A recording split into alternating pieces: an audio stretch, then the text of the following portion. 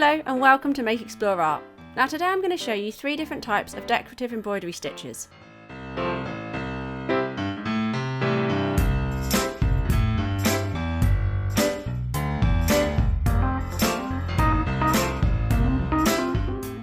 For this project you'll need felt, a needle with a large eye, embroidery thread, scissors and a pen. I'm going to start by drafting out my letters or my words. And for the purposes of this, I'm just going to draw A, B and C using larger, almost like bubble writing.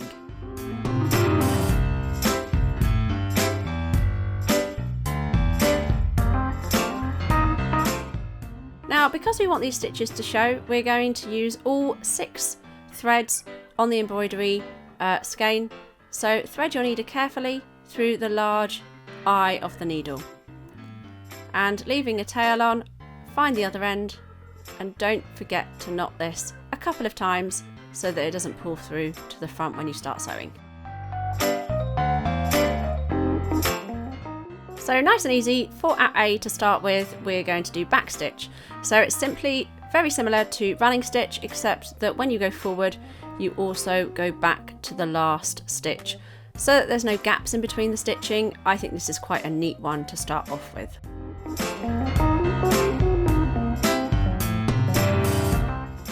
Backstitch is perfect for open embroidered lettering.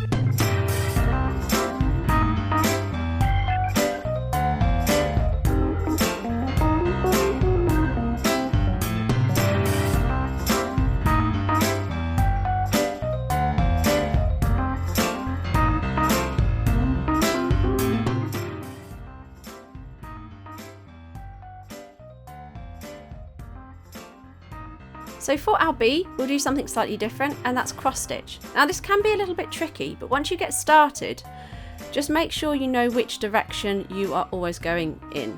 And I tend to find that I'm always going from right to left and then left to right. And when I start looking at that, it means that I can then get a sense of it always being in the same direction for my crosses.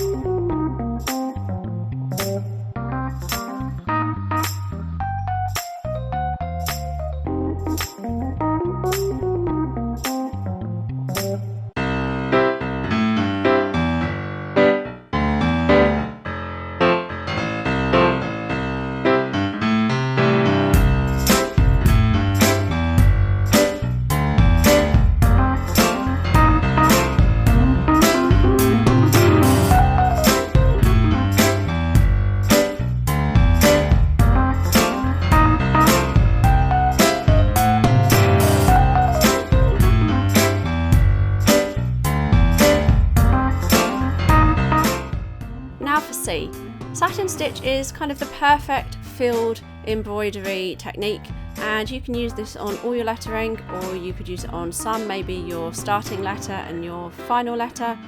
It is quite time consuming to do satin stitch, but again you can mix and match this with the other techniques that I've shown you today.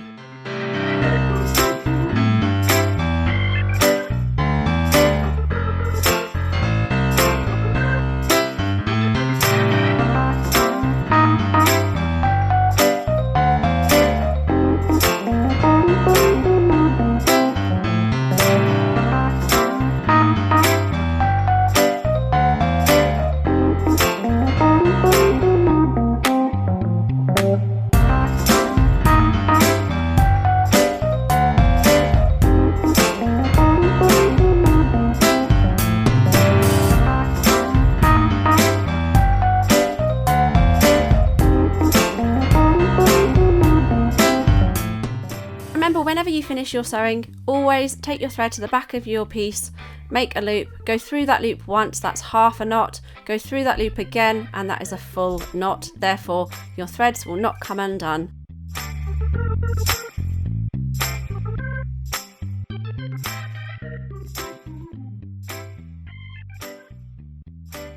I hope you've enjoyed doing this little embroidery sample and you'll use these decorative stitches in the future for all your projects.